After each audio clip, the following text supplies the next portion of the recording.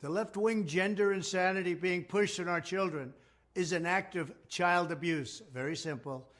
Here's my plan to stop the chemical, physical, and emotional mutilation of our youth.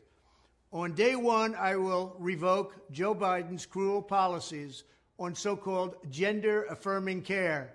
Ridiculous. A process that includes giving kids puberty blockers, mutating their physical appearance, and ultimately performing surgery on minor children.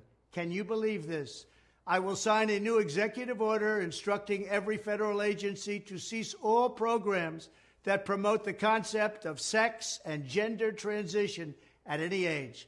I will then ask Congress to permanently stop federal taxpayer dollars from being used to promote or pay for these procedures and pass a law prohibiting child sexual mutilation in all 50 states. It'll go very quickly.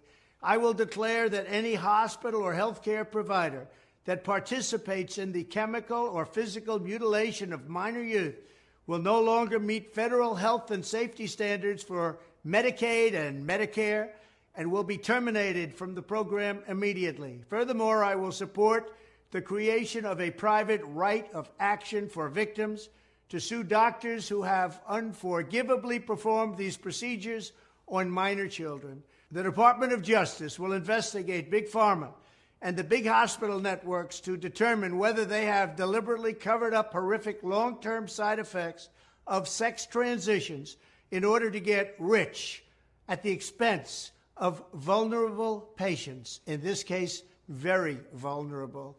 We will also investigate whether Big Pharma or others have illegally marketed hormones and puberty blockers which are in no way licensed or approved for this use.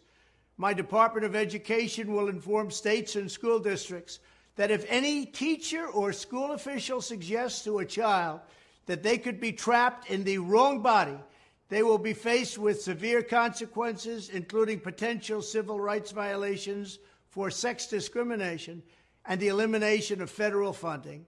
As part of our new credentialing body for teachers, we will promote positive education about the nuclear family, the roles of mothers and fathers, and celebrating rather than erasing the things that make men and women different and unique.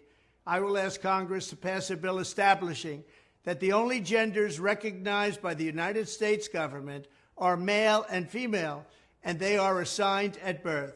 The bill will also make clear that Title IX prohibits men from participating in women's sports, and we will protect the rights of parents from being forced to allow their minor child to assume a gender which is new and an identity without the parent's consent.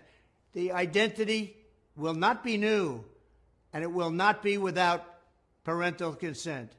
No serious country should be telling its children that they were born with the wrong gender, a concept that was never heard of in all of human history. Nobody's ever heard of this, what's happening today. It was all when the radical left invented it just a few years ago. Under my leadership, this madness will end. Thank you very much.